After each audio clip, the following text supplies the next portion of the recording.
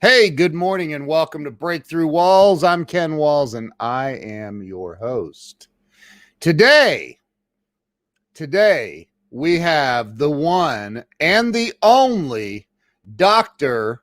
Bill Janeshak joining us all the way from the Soviet Republic of California. Stay with us. We'll be right back.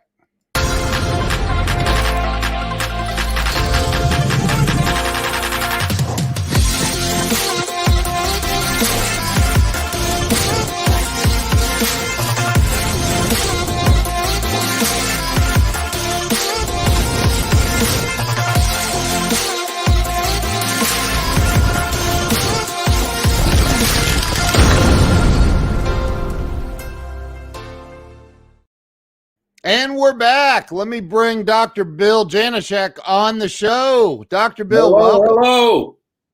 Dude, it's so awesome to have you on here. Finally. Yes, after all this time. So you said I'm from the People's Republic. I'm going to be People's your Republic. code. If all your listeners, all three of them, can go back over and just read the everything in my eyes. I'm giving the code out about how to get out of California. Yeah. And the communism. Oh, dude. It's crazy out there, man. Dude, you have no right. We're fighting back though a little. I mean, this one, a lot of people are just, the sheriffs and everybody have come out and they're saying we're not enforcing this. Yeah. So it is what it is. But I kid just a little, but it's I've never seen anything like this. Dude, it's crazy. In your 75 years, you've never seen anything like this. In all 75 years. Is this thing on? I'm not hearing it. Yeah, there's a problem with the audio. So Bill, you and I are good friends. I use that term very loosely. I'm kidding. We're good. We're good friends. We talk a lot. We talked last night till 1 something in the morning, my time. Yeah. So I'm curious to hear your story and how you've overcome some of the hardships in life. And so let's start with where you were born and raised. You know what? I was born and raised here in Buena Park, California. Buena Park is in this is where Knott's Berry Farm is. If people have been hearing about Knott's Berry Farm. So I grew up about a quarter mile away from Knott's Berry Farm. You know what? This was an awesome place to live. You can grow up in Southern California, in the 70s, free range kids. We just it was quintessential America. And as I got older, we got to, would be at the beach like all Southern Californians do, man. We were just like hanging 10 and surfing. And we could literally surf in the morning, hang out in the afternoon, and during the 6 weeks of winter that we have here, winter, when I say like that, we could go skiing at night. We had the mountains, we had the beaches, we could go to the desert, we could go into LA before it was a hellhole. And, and it was exciting to go there. We could, party like rock stars all night. And it was really cool. It was, and we just thought everybody did that, but we talked to other people, and it was like, wow. And that was the California of the Beach Boy days. I mean, they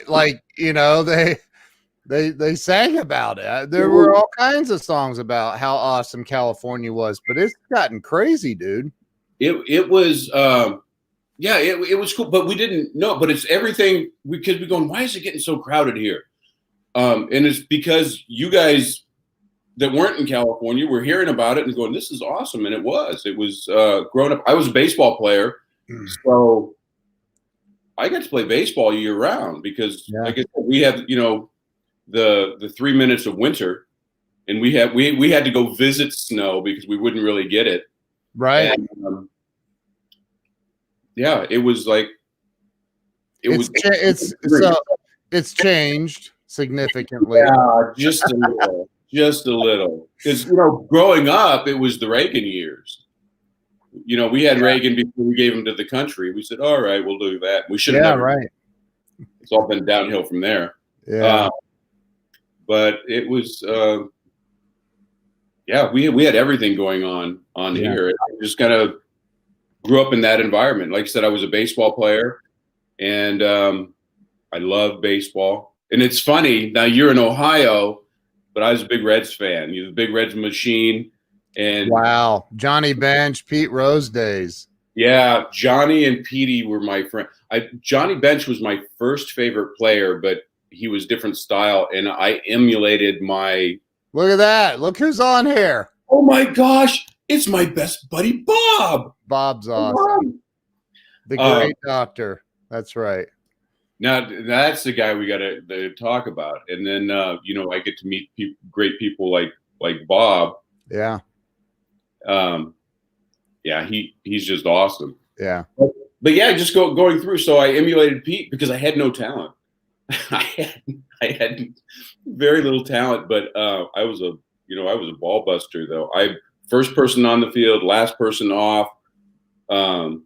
Charlie Hustle.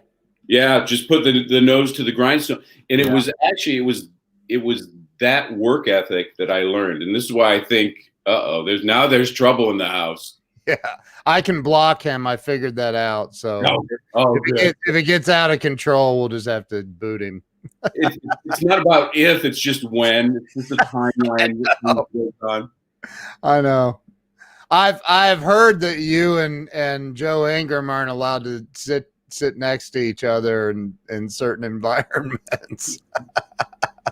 It was interesting because it started with Bob, because we were part of the Next Level by Association. Yeah, we've been there forever, and we would get our side chats going, and me and Joe are very stoic and very serious all the time. Around. Yes.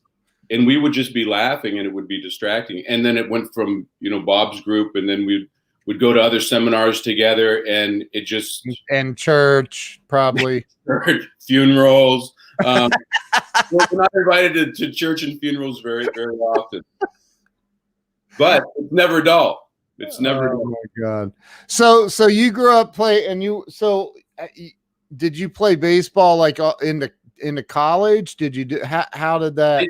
Yeah, I started. I was going to go to Cal State Fullerton here. They had the second quintessential baseball coaches back in the day. It was either Arizona State or right here in my hometown. And being the little snowflake that I was, I didn't want to leave home. But I went there. But I got signed right out of high school with the Mets and their. There's triple A, double A, single A over here, and then we kind of cleaned up their.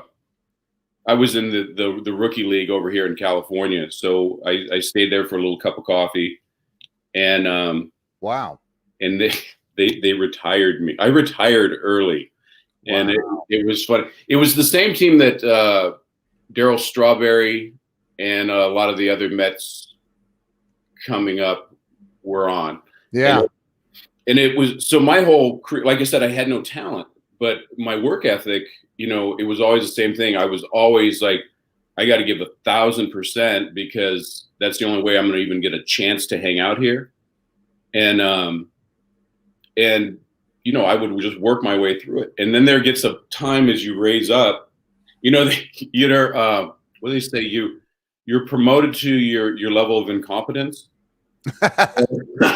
So I kept going up the ring, and I was still, come on guys, we got to get in here, let's kill, Pete Rose game face and everything else going on, and these guys are going like 60%, and they're just kicking my butt all over the place, and I'm running, and it's just when I did the best with the talent that I had, and the life lesson that we're not all gifted in the same areas, but we do what we can, and it was that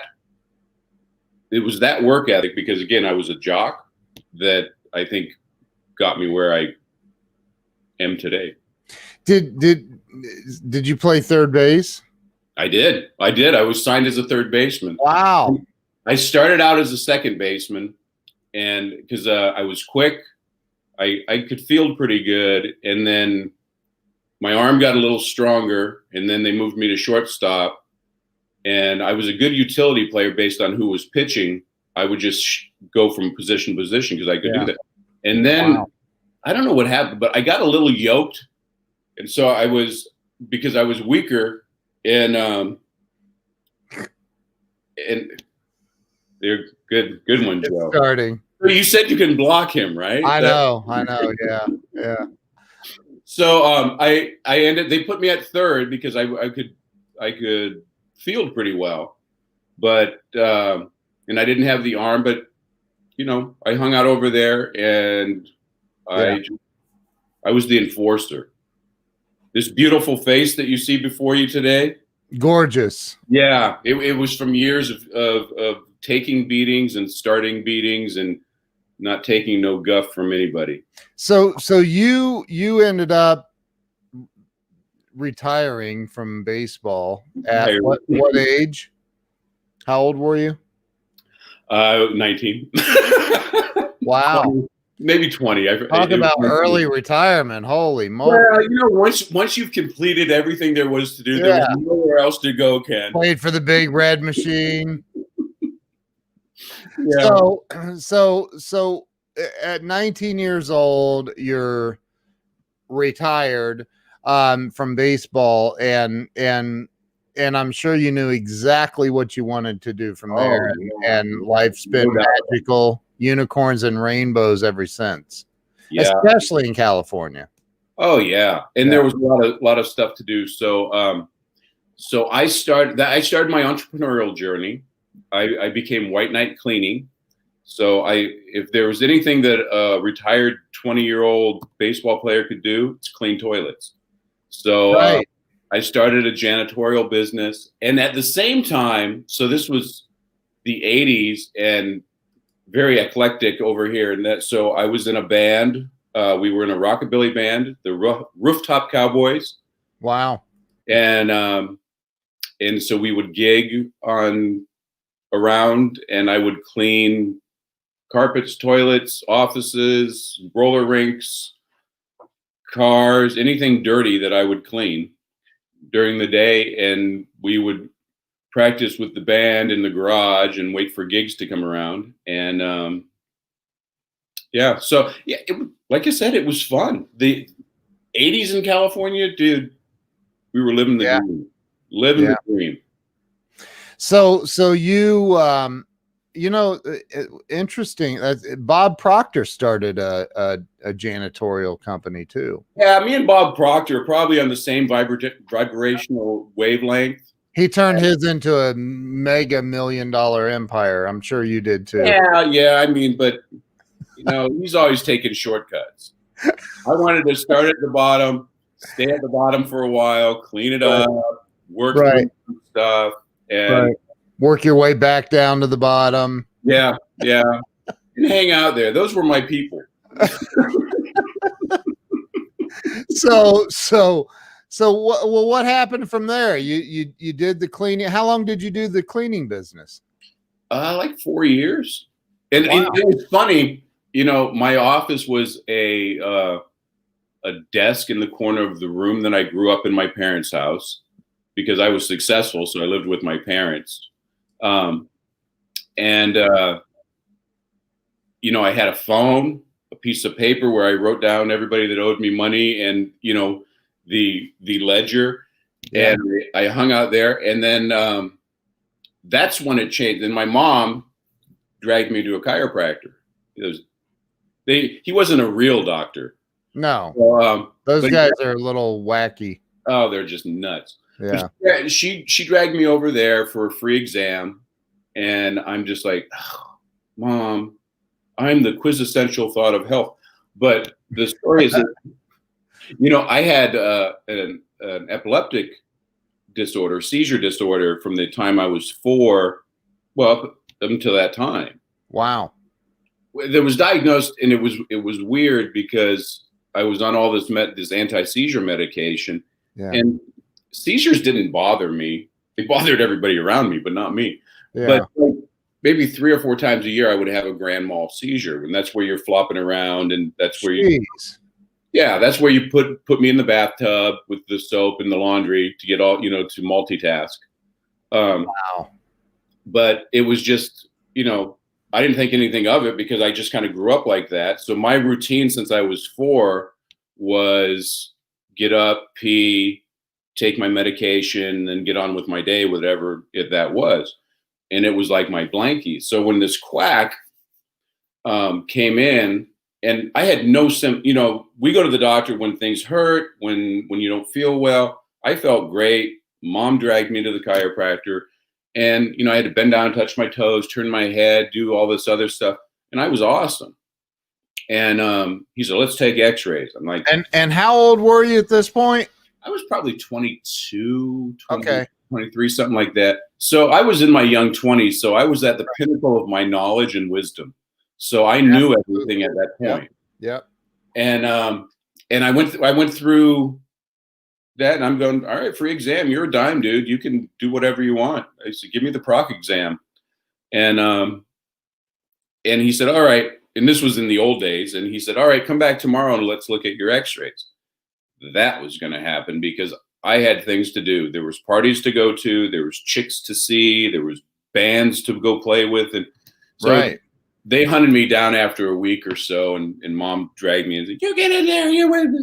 Get your phone. And I went back in there. They put me in this little room. They lock you in there. So I'm looking for stuff, like you do in the doctor's office. I'm looking for stuff to steal, but he didn't have like cotton balls and ear swabs and crap. So, I'm looking at these x-rays up on this wall, and I'm like, oh, that poor son of a bitch. And then he walks in, he goes, hey, does that look familiar? And I'm like, no. He goes, well, there's your x-rays, and your neck is out of alignment, blah, blah, blah. If you have that, you can have neck pain, headaches, migraines, stomach problems, seizures, ear wax, toenail fungus. And, he's gone on everything. And I'm like, he said seizures. And when I put in my paperwork, and I'm writing my paperwork because I was, I knew everything at 22. Right. Name, rank, and serial number. I'm fine. Get me out of here. I don't want to be bothered by you. And I said, oh, Mom, I'm thinking, oh, Mom dropped the dime on me and told him everything about me. And I'm all, yeah. About the seizures and because how else would he know? He wasn't a real doctor. Right. Right. I went back over there, and I wanted to see what it was like to get cracked, because I had some friends that done. They said, it's pretty cool, dude. They crack you, and you're like, it feels weird. I'm like, yeah, I'm on to that. So he goes on, and he goes to adjust me, and I said, well, you have seizures on there. So I'm sure my mom talked to you. They go, who's your mom? And like Janeshak's not a rare name, but there was 2 different doctors. Right. Hi, Pamela. The beautiful Pamela Aubrey is on looking at us. And I know. So we were going on. Don't get nervous. I know. How do I look now? Now I didn't even think about it. I didn't dress up for Joe, but Pamela's on. Everything's going well. Right. So I got cracked, and I got up, and I felt like awesome. Like the colors got brighter, and I always explain it's like, when you're walking down the street, oh gosh, there's Frank's in the house. We're in trouble now. We got 2 Ingrams that are like bookends over there going on. But I got it. I explain it like, when your ears are plugged and you don't know it, then all of a sudden, like your ears pop and you're like, whoa, everything's a little bit better. That's like my whole life went like that. It was like the lights were brighter, everything. And I'm like, what the heck was that? And I'm all, Southern California. So I'm like, dude, that was like so cool. Like, I want to do that like totally again. That was gnarly. And then he starts explaining. And I remember where I was standing, because he said, well, you said you had epilepsy. And I said, yeah. I said, how's that work? He says, well, your spine is here, and this is your he said, what runs your body? I said, well, the brain. And how does it run? I don't know. It's just like, it does stuff. And he said that my bone was off, and that's how it was causing my epilepsy. And I'm like, well, you're a nice guy, but like, I go to my real doctor, and I've had one medical doctor my whole life. He delivered me, and he retired like 5 years ago. Wow. So there's a lot of trust in this doctor. And this was back, even way back in the day, that him and his brother-in-law started a practice. They did house calls. So that's how so he was a real doctor. He had a stethoscope, a Mercedes, and a white coat. Right. Everything that you needed to be a real doctor. Yep.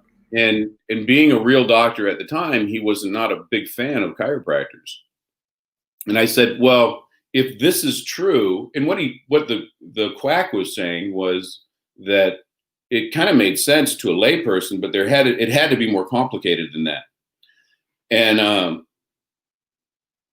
it was, and I'm like, he said, what did they say caused your seizures? And I said, they did the test. They didn't find anything, but they said there's a chemical imbalance. And he said, so they give me medication. And he said, so you're saying that you're dilantin deficient is what caused that? And I remember my face changing because it was sort of going to just, because right. I could feel my paradigm shifting, because it was a question that led to, I'm like, well, yeah, that doesn't make sense. It just like, but there has to be something wrong. So I went home that night and I read Grey's Anatomy, not the TV show, but the big, thick, ugly book that smells like the 1950s. And I couldn't read it. And in your spine, the things that poke out the back are called spinous process. Yeah.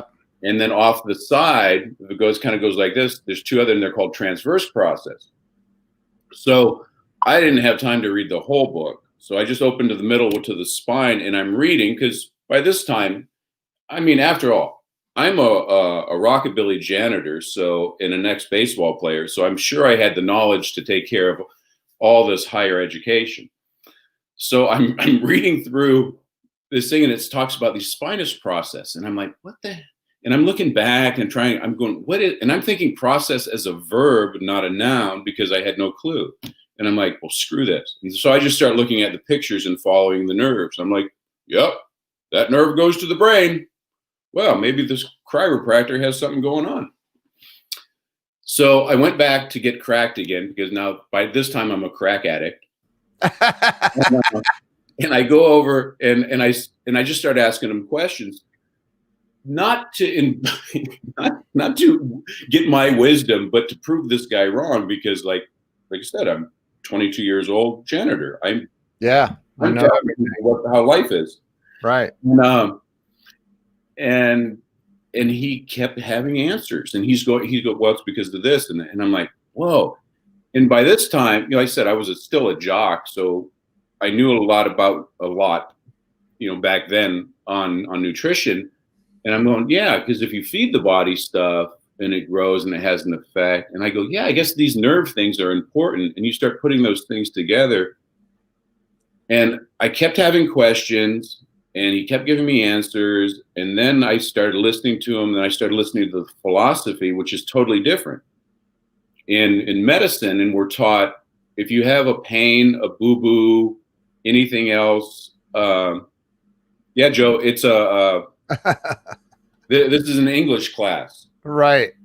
So as we go through all this stuff, in medicine, they just give you a pill to take care of a symptom, and then they say, well, how do you feel? And you say, I feel great. I said, oh, okay, then go about your business.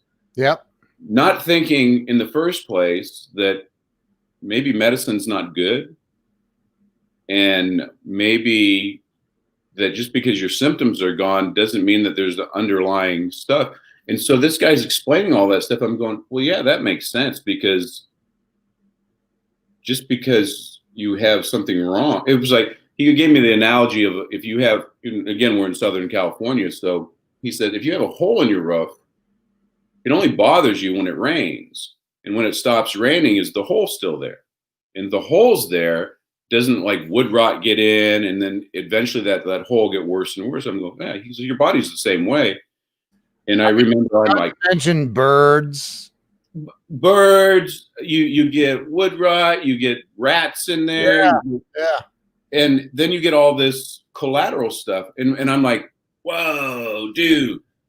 And so I started looking at alternative stuff. And so I kept questioning and learning. I'm like, how come nobody knows this? And I spent like a year getting adjusted and doing like that. This is at 22, 23 years old. Yeah, at the peak of my wisdom.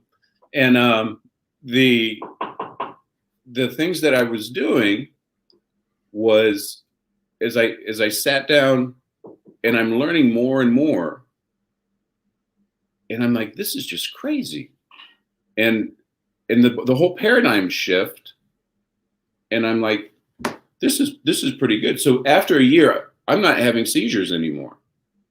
And it's not, and that wasn't, like I said, it's not that big a deal, because like I would go years without seizures, then I would have 6 the next year for no apparent reason, then I would have 3, but it averaged 3 to 4. So I'm like, whoa. And I've learned by this time that maybe medications aren't that great, that they do have side effects, because the medical doctors like to say, well, Ken, you have blue hair today, and I don't think it's anything, but just to be safe, take this pill. Take the red pill, just in case. But take this pill just because in their mind, in their education is, well, to be safe, take this drug because drugs cure things. Right. And so but they come with side effects, and especially like the anti-seizures, because these were made in the 50s and 60s. And they actually, if you look at them, they cause Dane Bramage.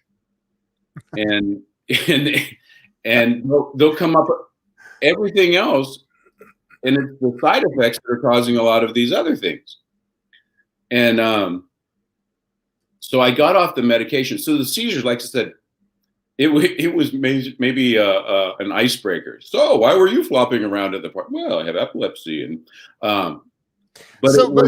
so at 4 years old, you started having these seizures and grand mal seizures, and they put you on medication for that to control it, probably, which didn't work all the time. You still had them. And at 22, 23 years old, you go see a chiropractor, and you obviously knew way more than he did. But chiropractors do that. He started doing adjustments, cracking. You became a crack addict. I did. And you start seeing that, like, I'm not having seizures anymore, and I'm not sure about the medicine I'm taking. So you're starting to have a paradigm shift. Yeah, and as we kept going, and again, remember that I would wake up, pee, take my meds for almost 20 years. Yeah. So I thought, well, maybe I should get off these things. So I was taking 600 milligrams a day, so 6 pills in the morning. Jeez. So I went 6, 6, 5, 6. I mean, this was slow. This was Linus's blankie getting pulled away from him by Lucy and Charlie Brown. Wow. So they were pulling it. So after a year, and it took me about a year, I was off medication, and that's what changed my life, because by this time I'm like, whoa, I have to be a chiropractor, because this why does nobody know this secret? And I'm gonna change the world with this knowledge. And I was gonna be the Paul Revere, say, one if by land, 2 by seed, don't take medicine, listen to me. And as I'm going through that, I'm like, this is just great. But my brain changed. Right. So I was a jock, and I always thought that because I was a jock, that's why I was lucky to be a C student. And if you took PE classes, that would just bump my grade point average up. And I used to have a little stammer. Just periodically, it was hard to get words out. when the medications left my brain and got out of my body, like I was absorbing crap, and like I was learning, and I'm like, and I didn't think anything of it because like I figured, I must be more mature now, and that's why I can learn, because I'm sitting in these higher level classes, and I'm like absorbing this stuff, and I got on the dean's list, and I kid you not, I got the paper that says that I'm on the dean's list. So this is the second time that I'd gone to college, because the first time I went to college was like I started with baseball, then I signed, then I who needed college at that time. So now I'm go back in school with a purpose, and when I went back in, I was on an academic probation because those were the party years, and I'm like, I had night classes. I'm going, what is this? So when I got the letter that I was on the dean's list, I seriously did not know what that was. And I thought, I'm getting suspended again, because I have a habit of being relieved from school from time to time. It was always the same. It was always the same reason. It was the administrator's lack of sense of humor that always got me in trouble. But I'm like, oh my God, I've been working so hard. My grades are up. Why do I have to go that? And I called a friend. They said, no, that's like the honor roll. And I'm like, okay, now that's a bigger shock to me, because I never thought I would be over there. And I'm waiting. I'm going, well, when does somebody come and give me wedgies? Because I need a swirly and apparently a wedgie to make this official. But I kept learning and learning and learning, and and it just kind of absorbed. And it was very relieving. But as I'm going through this, and I'm learning more and more, and the more you learn, the more questions you have, the bigger the rabbit hole you climb down in. And I finally got into chiropractic school, and I was, dude, you want to talk about intimidating? So this was postgraduate school, and it was funny that I went to Los Angeles College of Chiropractic, and I've seen the brochures, and I put in my application, and then I finally get an interview to see if I can go get in there. And I put on the suit and my white shoes and my white belt, and I was looking good. And I go in there and I drive up to the place, and I'm really nervous. Then I get up in front of this building, and I'm like, oh my God, this is Lowell High School. So the chiropractic college had bought one of the high schools in the area, and then they converted it, and it was a red brick building, so it looked like a boys' home, which I was not, I was not strange to at that time. But that high school was the first place that I had a beer when I was a freshman in high school, because we were playing that team at the time. Wow. And so like I'm like, God has a plan. He wanted me to have my first beer here, so I felt at home.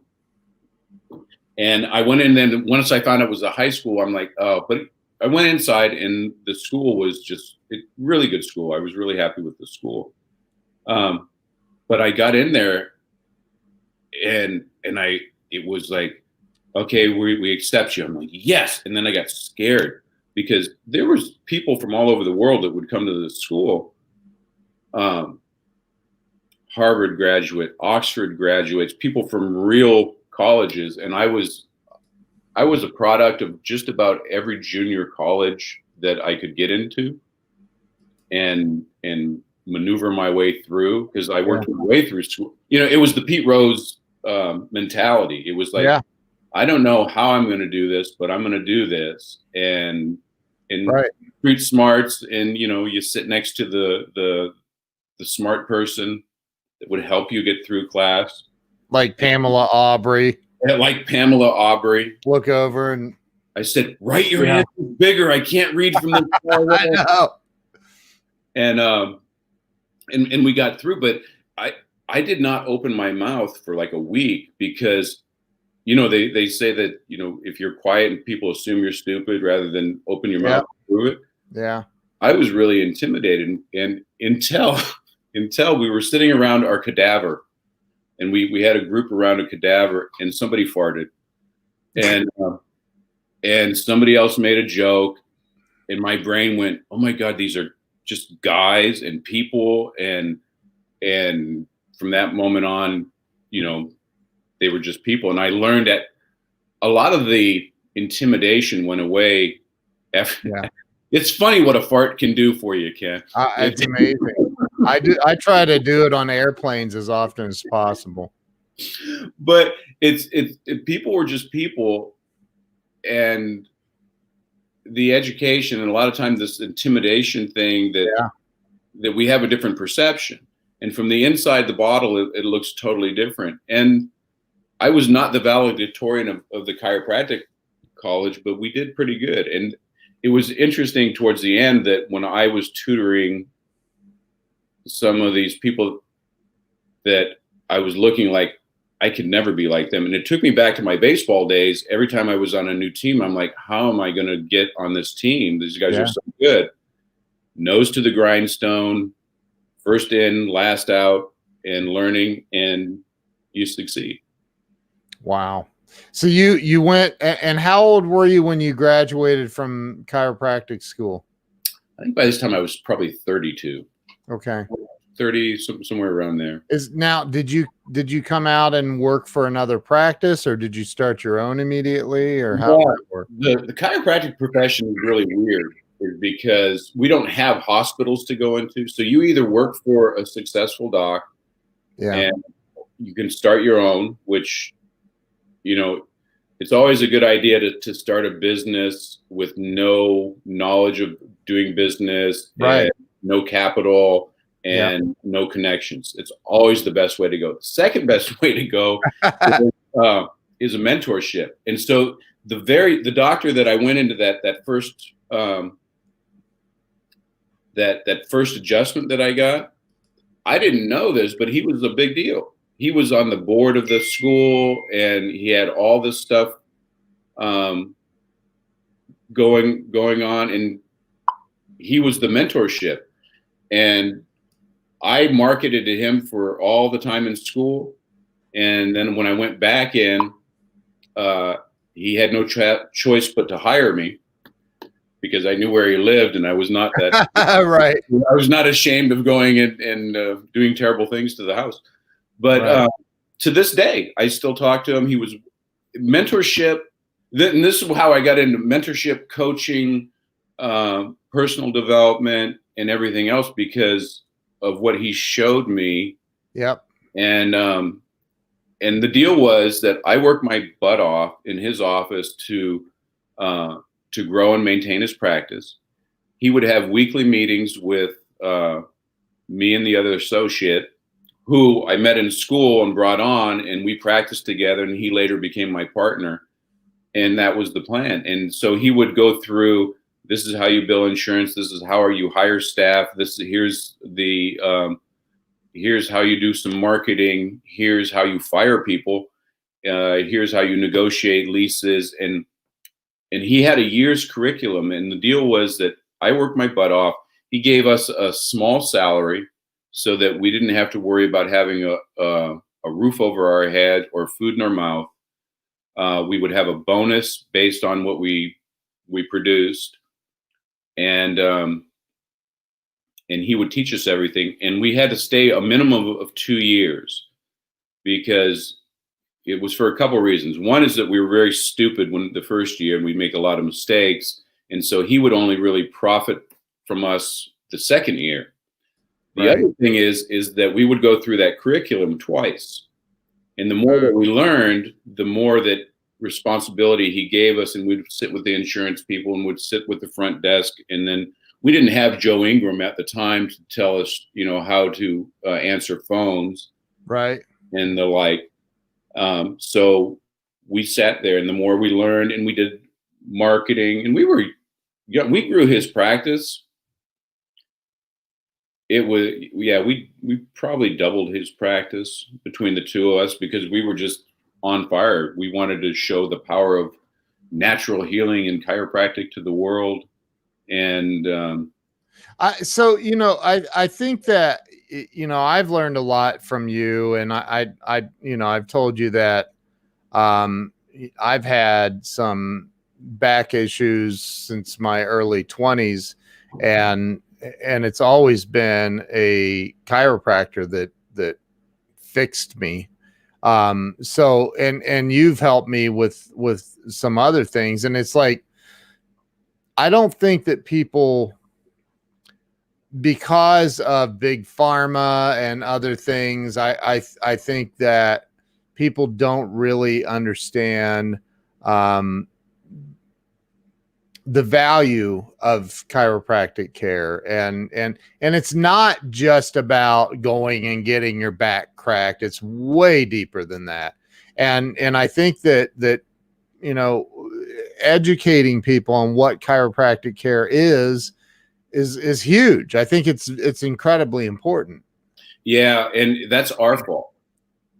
That's the chiropractic profession's fault, because when I got into school, so I show up and why are you here and all this stuff, I had epilepsy, and the guy next to me, he was in a coma, and this person had cancer, and this person had very rarely was it the person said, well, I had a bad back and my back pain went away. Yeah. It wasn't really until 1965 that the whole back pain, neck pain model came in, because that's when we had to start. We got qualified to bill insurance. So with insurance, we now take chiropractic, which is a separate healthcare system, because it's not just about the adjustments. We have nutrition, we have mindset, we have exercise, we have all this stuff. But we have a whole different way of analyzing it, it's based on a different philosophy. But when we started going, hey, we're going to get paid by insurance. Well, now we had to start doing diagnosis. And with diagnosis, you have to have, examination criteria for diagnosis, right, and a treatment plan that's approved. Because you can't just say, well, take the blue suppository and the red crystal and let me tug on your ear, and that's a treatment, because right, they're scientific. So it became the low-hanging fruit, because 80% of the population is going to have back pain. So you hang up a shingle saying back pain, neck pain, headache, car accident therapy, and people are already used to getting, I hurt, I go in and I get this done, and then I get better. So it was pretty easy. But the passion, the thing that gets you up in the morning, is the colicky baby, the burning heartburn, the insomnia, the whole body eczema that is keeping people off, the seizure disorder that some crazy kid has who's a janitor. Those things change lives. And when I first got into personal development, it started out like with Franklin. When I learned about goals and you can plan your life, I'm like, oh, that's just crazy. And then the guy got into Tony Robbins, and then after meeting Bob Donnell and getting introduced to the world and these things, is most people don't think beyond today, and they don't really, because if you ask anybody, say, yeah, I should eat better and I should exercise, and I know that, but I don't, because I have to insert whatever you want to do. Right. And you can't. And I used to scream loud. I just figured if I screamed louder and if I got more education, that would make you better, because then I would give you the correct answer, and then you would get fixed. And it's so much deeper than that. Yeah. But when people go to the chiropractor, it's hard. It's hard to get up, and then somebody that sometimes when I'm talking, I'm taking a history, and I'm just like, oh shit, where do I start? Right. Well, do I start with what they think they need, and then I add on later, but is that bait and switch? Or do I shoot them through the eyes with saying, dude, you're obviously gluten intolerant, you're insulin resistant, your foot is off like that, you're sitting at your desk all day for 14 hours, you don't move your spine, you're obese, your wife hates you, and your kids are ugly. And and you go through. It's like, where do you? How did Joe take that? You know what? He hasn't talked to me in quite a while, but I got some pretty inflammatory memes. Yeah, right. Oh my God. But Yeah, getting through it, it's difficult. And if you don't, we were talking about meditating and kind of clearing your mind. If you don't know your purpose every single day, and it was, oh, Mr. Ingram. But if you don't do that, you'll succumb to the lowest common denominator, which is like, it's so easy for me to say, well, come here, let me rub your back. I'm going to crack it for you, and then you'll feel better. And you have 6, insurance visits. We can take this and let me do that. And I think I would put a 45 right in my pie hole and just take it, because that's not living a life of purpose. Right. It's cowardice, in my opinion. So along the way, though, I mean, you went, how many years is chiropractic school? 3, 4? 3 weeks. No. Yeah. That's what Joe said. That's what Joe said. Yeah. So it's a year-long program, and it's after you get your postgrad, it's about a year and a half or 3.5 years. Okay. And we get roughly 5 weeks off a year. We'll go like 12 or 14 weeks. And we used to call it the shit, because nobody would see it. We would show up at 7 o'clock in the morning and leave about 6, and then there's homework and stuff. Wow. It's the equivalent of about, I think, 42 units in college. Wow. Yeah, it's pretty much a ball buster. HIPAA violation reading like that. 3 weeks for the super education. So hey, Glenn, Bill, how you doing, bro? So as you were and you worked your way through that, you paid for all this, you worked your way through it, right? Or did your mom and dad, do you have wealthy parents that gave you everything? And my parents were okay, but they're like, dude, really? So I think they did help me, I think, pay off some debt. And it was probably, staggering debt at that time, maybe like $3,500 or something. Yeah. Because I had bought a condo when I was a successful janitor. And and when I decided to go back to school, I moved back in with them. So they helped me out with that the first year until I couldn't stand it anymore. Yeah. I went back in and said, "They'll eat your peas."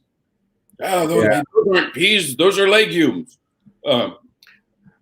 But no, I worked my way through, and actually after the first year, I went back. I was a process server at the time, so I was serving court documents at the time, because you can't clean toilets and concentrate. Yeah. But I can go knock on people's doors and give them summons at 4:30 in the morning before school. Jeez. So when people call me an asshole and a jerk, I'm like, I've been there, done that. It doesn't faze me anymore. Yeah. Wow. It set me up for being a chiropractor. Yeah. Ernest says, don't chiropractors get as much education as an MD? Yeah. Yeah. We actually get more basic science. And when I say basic science, it's talking about anatomy, physiology, neurology. So the thing people don't really understand, because they think, well, you're bone and muscle doctor, because you're going to rub me and crack me and do all this stuff. Right. We're actually trained closer to neurologists than anything else, because everything is predicated off the nervous system. If the brain's not working, the nerve's not working. That's how there's white light. Was there when that was White Knight Cleaning. That was my company. And that dude would scrub toilets with the best of them when I needed help. Wow. That's awesome. Give him some substances and some libation, and that guy would go all night and clean and clean and clean.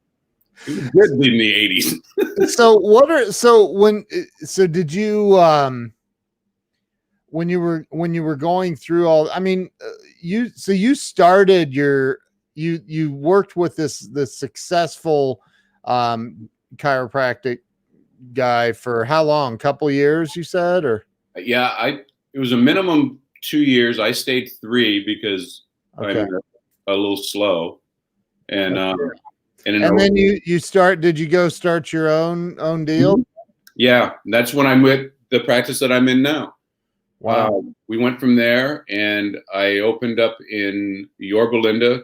I'm a quarter mile away from the Nixon Library. Okay. And Yorba Linda is a beautiful it's the land of gracious living. And it's tucked away on the edge of Orange County. And yeah, so I've been there, working on 25 years, something like that. Wow. So what are some of the challenges you faced? I mean, I would imagine. Oh no, it's all been easy. Oh, it's been easy. That's good. That's good. So it's people were lined up day one, ready to get grabbed. So you know what was funny? So I was with the successful doctor, and part of the thing is that, he was a big wig in the profession. So he had all the cutting edge marketing. This is how you do. And he was kind of anal. He was a numbers guy, which was awesome because he would run everything. He said, okay, this is what we do. And he was the first guy that was talking about, okay, when we're running ads, we've got to use this copy. We've got to do this. We've got to have everything else going. And so he had down to a science. And he had all these other people that had gone through his program from all over the country. He says, this is how you do it. So back then he said, here's the penny saver ad that you run the first week, then the grand opening. This is what you give away. This is what your office is going to look like. I didn't have to think. And I implemented everything, and the stuff did not work. And I'm all like, dude, what? I'm starving over here. So you said this would work. And like any good mentor, he goes, I don't know. You don't know. I spent 3 years with you because you're supposed to. He goes, I don't know what. So Yorba Linda was a different area. Yeah. And when we're tucked up in the corner, it's a very nichey thing. And there's a canyon behind us that goes to Chino Hills, which is San Bernardino County. If you go to the east of us, it's the IE, that's Riverside County. And if you're from the OC, you don't mix with people from the IE. It's just not done. I mean, have some couth, for gosh sake.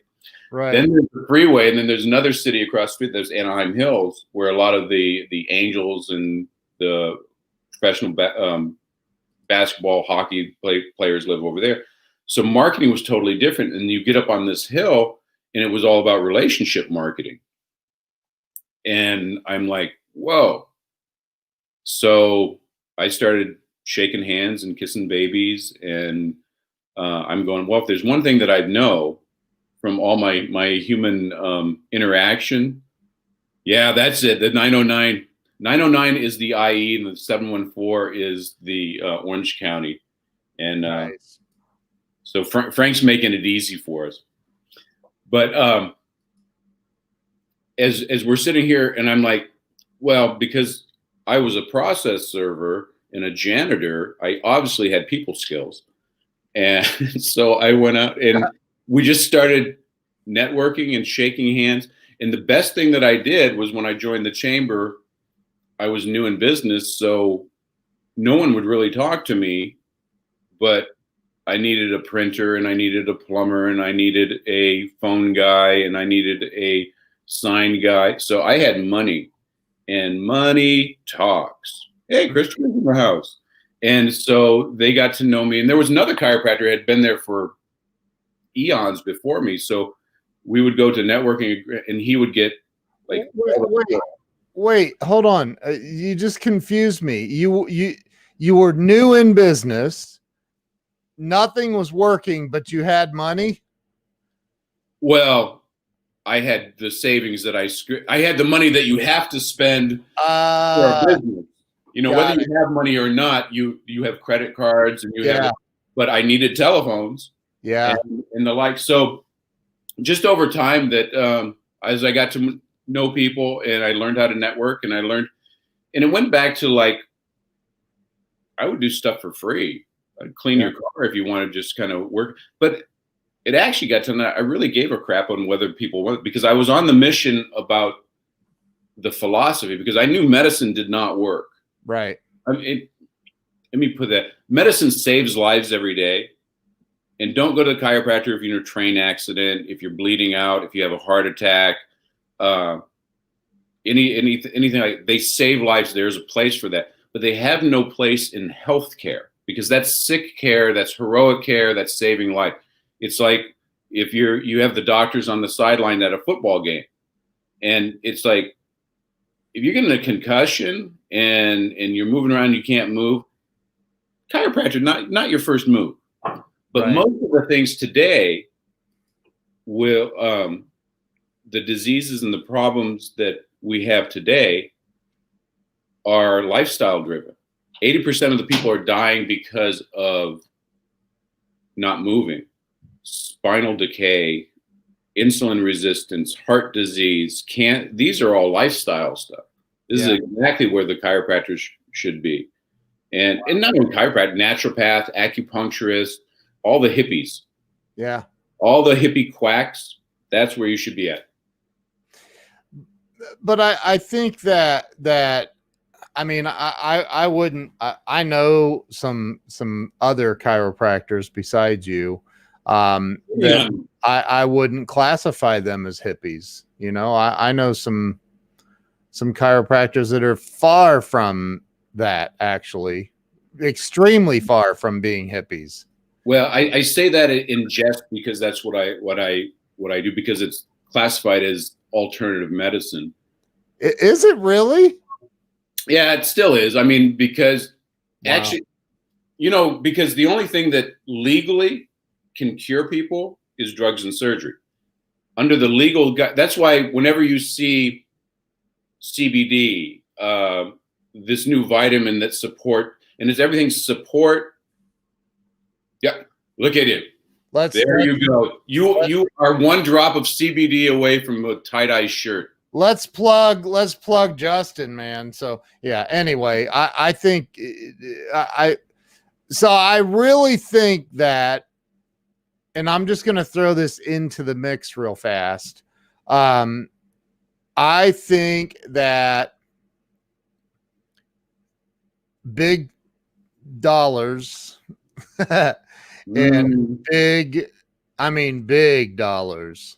Did you know that last year pharmaceutical companies did approximately $970 billion? That's just shy of $1 trillion in business.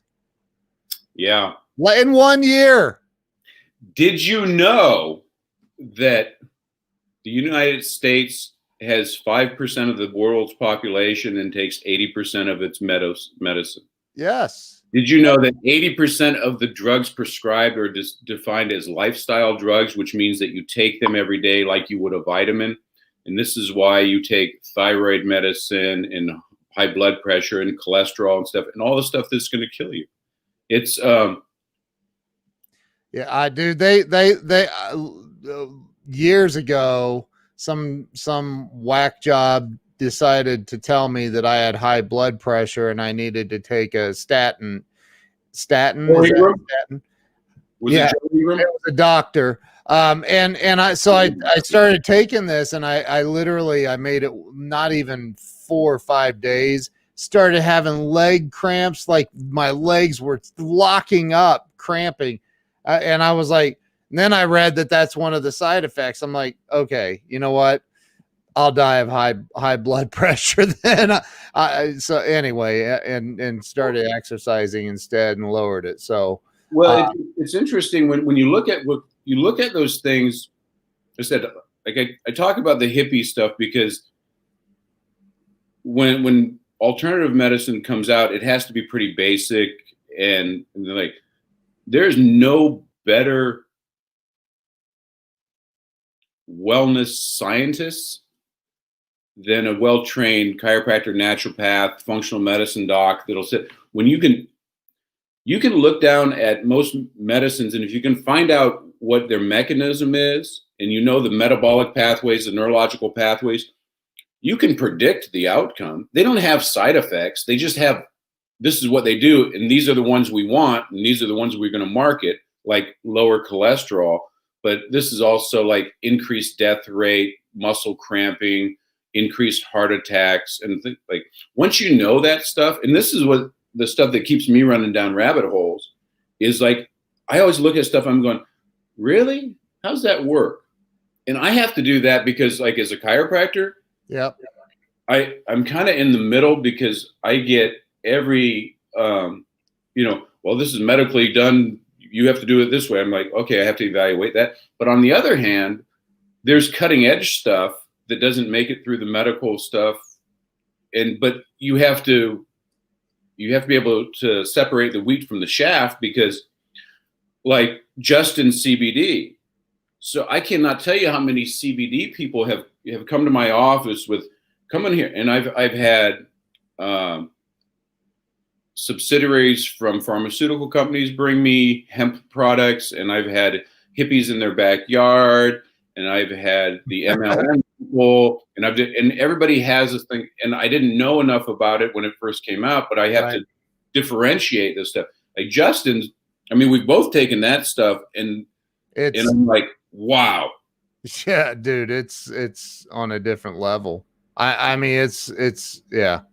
You should put a link down in your thingy, Bobby, here, so everybody. Maybe somebody, and this is for Justin Benton has a CBD company, and and I don't understand all of it, but he does it a whole lot different than other CBD companies. And I think you could probably explain it better than I could, but it's 101cbd.org. If somebody would type that in the comments, that'd be awesome. And actually Justin created a coupon that I can give out. I don't make anything off this. It's helpful. It's 101cbd.org. Maybe 101hemp.com works too. I don't know. It's .org, 101cbd.org. But you can use a coupon that Justin created. I'm looking for it. It is KEN25, KEN25, and you get 25% off your order. It's the best. I mean, I'm new to the whole CBD scene, and I've tried several others, and they've been good. I mean, there's I think any bit of CBD that you can get into your system is going to help with inflammation and all of that. And this, by the way, I'm regurgitating what Dr. Bill has said to me directly. So, but this is a whole different way. The Justin stuff is completely different. He uses the whole plant, and it's a cold press. And Bill, maybe you can explain that. It's the cold press, and because and I'm still learning more about the whole endocannabinoid system, anyways. But when he came by, he'd say he makes a cold press, and I've known for a long time when you heat something up, you destroy enzymes and the way things work. And he came across that. He goes, yeah, that doesn't make sense. So he started the cold press process where he's using the whole plant. Yeah. But I also know from nutrition and the deep studies in functional medicine and the things that we're doing is that when you're using plant nutrition, that is it's synergistic, because there's probably about 5,000 phytochemicals in a food, like a vegetable or something, or broccoli, like Joe Ingram always takes is the broccoli. But if you start picking those things out, and this is what medicine does, they say, oh, well, this looks like an active ingredient, let's just use that, not really realizing that everything else that they just threw away makes that thing. So when Justin did his CBD, and he did the cold press, and he's using everything. And if you look at CBDs, you have like a broad spectrum, and then you have a full spectrum. Full spectrum actually has the THC components in it. But before some of you get too happy or some of you get too scared, that it's only psychoactive when it's heated.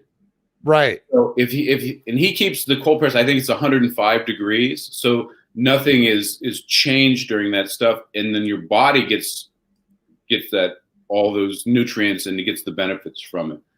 And his story is really cool because he had, his son.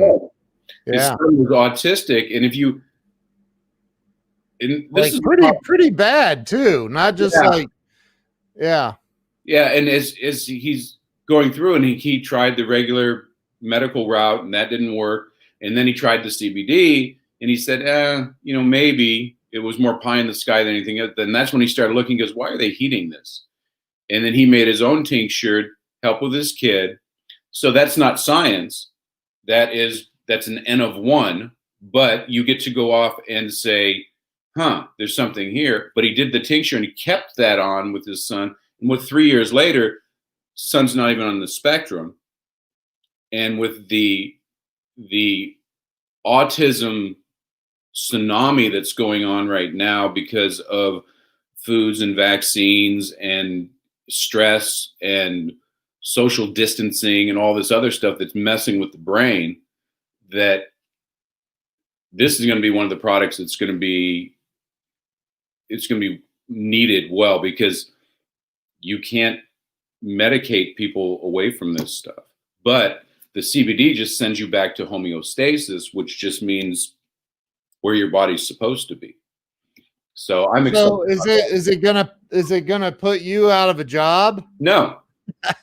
No. Actually, we're gonna hold hands and we're gonna sing Kumbaya into the rainbows and riding unicorns. Well, and I don't want to. Here's the thing, man. And I know you're joking, but I don't want to scare people who maybe are against holding hands and singing Kumbaya. So, chiropractic care and CBD, I mean, and all the stuff that you're talking about, dude, I know you joke a lot, but that I know you. Like, people that don't know you may not realize that you're joking. Like, this is legit, real stuff, and it works. Yeah, and that's what I look at this question. Yeah. What? Look at the question on the screen. Would it help Parkinson's? Yes. 1,000%. I've heard that it does. Yeah. So we have Parkinson's and we have Alzheimer's. Alzheimer's and neurodegenerative disease are the most expensive diseases that we have because people don't die. When people get cancer or heart disease, they have it for a little while. They have a lot of treatment plan, and then they die. Yeah. With neurodegenerative diseases, is people hang on for a long time and they survive for a long. They don't live, but they survive a long time. They exchange air with CO2. So, but they're not living, and it's the worst thing that I can think of. But the neurodegenerative stuff, Alzheimer's is one of the thing, and Parkinson's and some other thing. Those are due to neurotrauma, and we don't think about that. That's, if you've seen the movie Concussion, was Will Smith, and I forget the African doctor's name that found that. We're finding these micro damages that are at a cellular level. Hold on, Justin. That's Justin, and he's not registered with StreamYard. His face. I sent him a text and said, "Jump on my personal stream so your name shows up." Justin's on here right now, and he's talking, but nobody knows who Facebook user is. So jump on my personal stream. We're talking about you, bro. Yeah, we're talking. Some of it's good, Justin. There it is. Oh, there he is. Some of it's good. But that's the same thing. When we're looking at this stuff, there's so much technology that goes through that we're missing because we're waiting for the magic pill. Yeah. The magic pill is, so the most beneficial thing that you can do for your brain over your lifetime is exercise. Yeah. And move and run and sweat and say, when's this going to stop? And get on borderline crying and vomiting. But again, this goes into the personal development portion of it, is that you have to run face forward into the things that you don't want to do. because they're good for you. And it's crazy. I don't know about mercury poison. Maybe Justin can get on that, because I don't know the detoxing effects. But I do know that homeostasis, your body is intelligent, it's self-regulating, and it grows itself. Is there a pill for exercise? Yeah, they are. You know, it's what's weird, and you and I were talking about this just on a phone call, about, you know, exercise. I think it's rare, especially if you are used to being a what's the word, non-movement type person. Sedentary. Yeah, sedentary. And so, like, it's weird is moving the body actually makes you want to move the body more. It creates energy, and Yes. it seems diametrically opposite of what it would be, but it does. It literally makes you want to move more. Yeah, it does, because people think that when you're exercising, you're expending energy, and you're actually creating. So if you sit all day, if I'm Ken Walls and I'm doing 15 live streams a day, then I'm doing my coaching, and I'm on Grow Live Academy with Ken Walls, link below. But if you're sitting all day, at the end of the day, you're exhausted. But if you're a mailman or Amazon driver, something like that, and you're moving around, you're going back and forth, like, by the end of the day, it's that guy that goes home and plays a pickup game with his kids. He has the energy. He's going Joe, there's a dictionary online. Just click open another tab. Yeah, right. But as you're going around, it's that activity. Whenever a joint moves and a muscle contracts or relaxes, and ligament moves, fascia moves, like that, the disc move, the brain pulls that stuff up, and it actually takes that information and explodes it into 4 different neurons. It creates ADP in the brain. Right. But it goes back to the laws of thermodynamics. Bodies at rest tend to stay at rest. Bodies in motion tend to stay in motion. Yeah. And so when we talk about exercise and sedentary behaviors, is you sit there and you're creating the chemicals in your brain to make you lazy. Yep. And until you switch that over to your mind, what do you associate exercise to? It was like, oh, it hurts, and I'm going to get sweaty, and I've got to go outside. I've got to change into my light club outfit, and I've got to do this and like that. And in NLP, we call that chunking up. You're making it more difficult than that. Yeah. I work out because it's noon, and and I associate greatness, happiness, everything else that goes through that. And I associate the pain of working out with like, I'm getting better. So everything I want to do in my life has to go through this. So I expect it's like a cutter. You know, those people that cut. So why do you cut yourself? It makes me feel good. Well, when you cut yourself, your body creates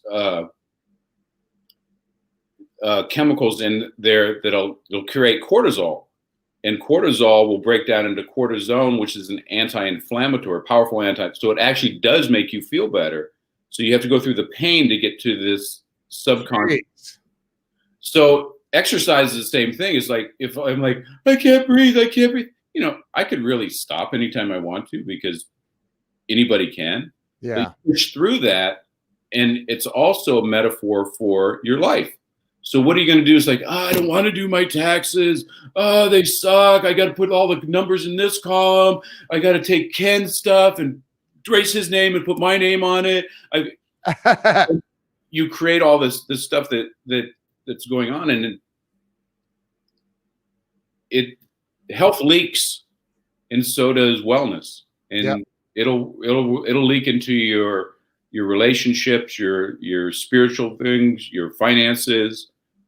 Entrepreneurs are probably the worst, because they throw everything into an idea, and they forget about their health and their fitness and think that is the mechanism to create that dream. So Bill, this is an hour-long program, and we're now 6 hours into it. I'm kidding. It's like all our conversations. I know. But first I want to say thank you for coming on and getting up extra early to be here and brushing your teeth. That was nice. Yeah. But and second, like Justin missed it. He'll have to go back and watch the replay, but we were giving him, and you were giving his CBD massive props. So was I.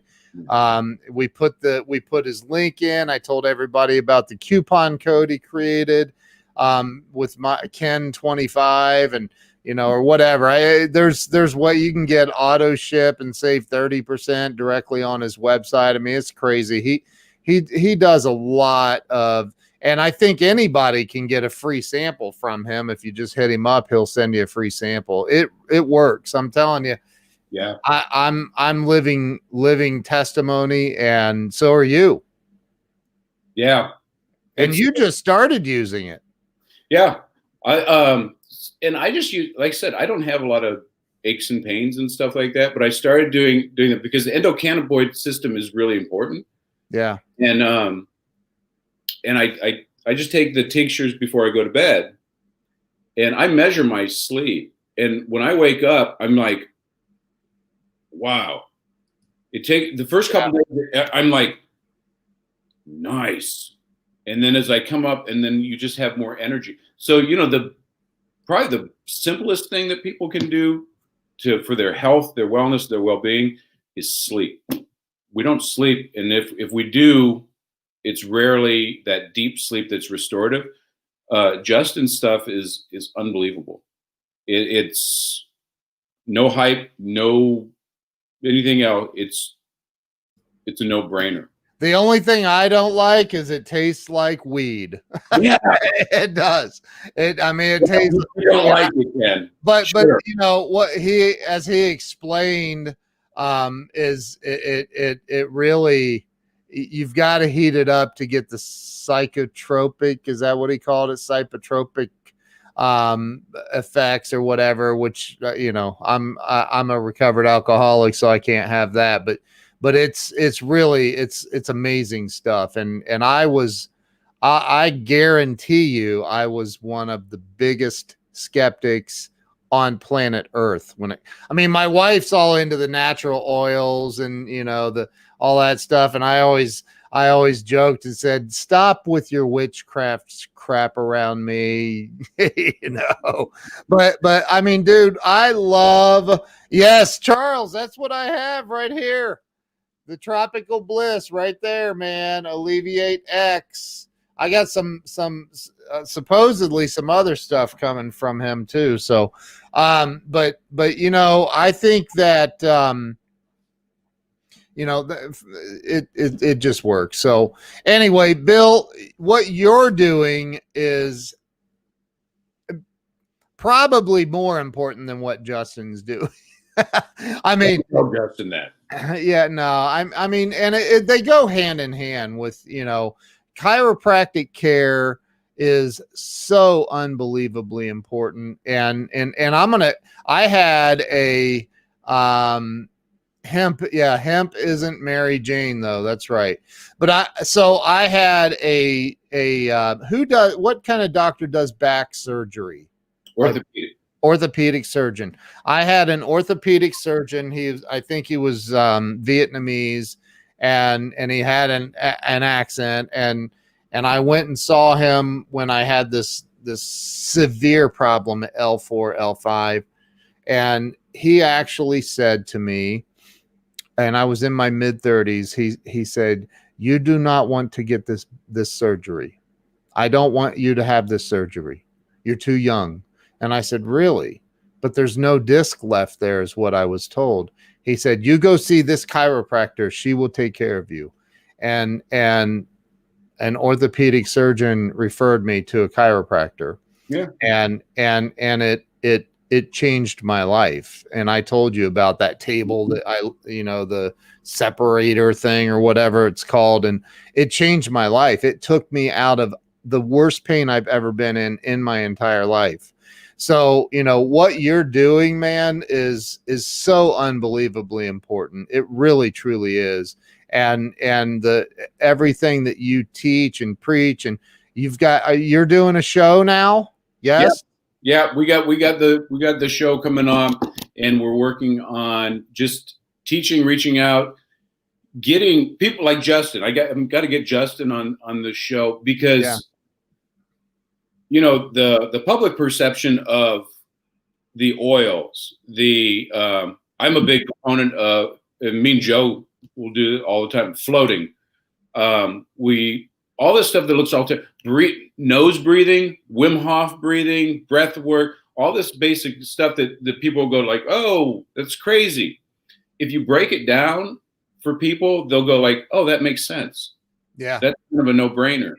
And that's what I want to get out to that. My podcast is Conquering Stress Podcast, where we bring on, because everything really comes down to stress. Stress is physical, chemical, and emotional. We'll break down different components of how to overcome stress. Yeah. And it's not just, it's not like, oh, get this one adjustment from the chiropractor and take this one CBD thing. It's a conglomeration of your lifestyle and put it together. And you just make it simple. Yeah. Yep. Yeah. People are asking for the discount code again for Justin's CBD. Do you have a discount code? I'm just kidding, dude. I'm kidding. Bob Donnell said what Joe said. So Joe said this, and he's right. Smartest man with the biggest heart. And you are. Wait, screenshot that, because like Joe doesn't say nice things very often. So we're going to put that out. I know. And then Bob said what Joe said. Yeah. And see, now Bob wouldn't write his stuff up because he's all about conserving energy. So those are two of the best buddies that I've had. Bob is amazing. I joke about Bob being like the new Kevin Bacon. Seems like everybody knows him, and everybody knows Bob. Everybody knows Bob, and Joe and me. I swear, like I said, my brother from another mother. Yeah, and it's fun. We'll communicate through the quantum. And I'll think of something, and he'll call up and answer, or vice versa, and it's interesting. Justin would love to be on your show, so you guys got to make that happen. I connected you two, and now it's on you. Charles Coachman lives in Calazuela.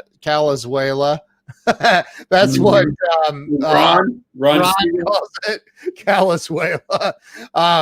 But he's up in the I think up in the San Francisco area, up that way. I don't know exactly where Charles is. Yeah, Charles, just DM me.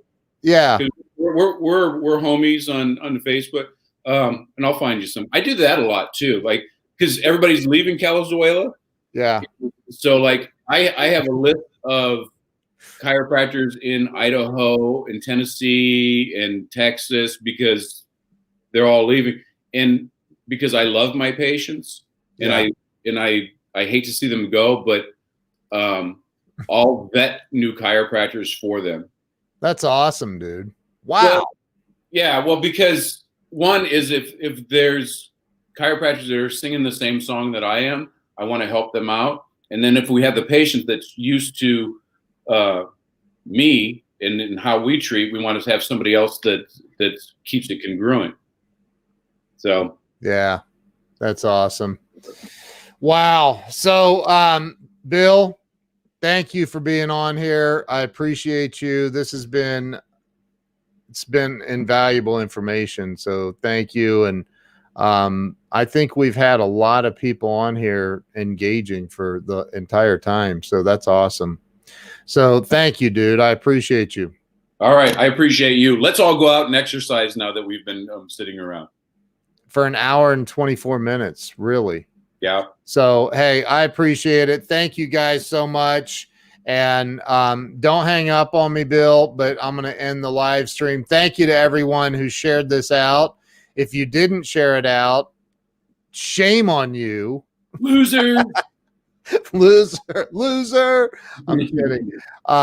Share it out, especially Justin. We just promoted the crap out of your company. Share it out, man. Yeah, Justin. Yeah, Justin. So listen, I appreciate you, dude, and we'll do this again, man. I think we need to. People need to. You need to educate people. They need to know what you know. So yeah.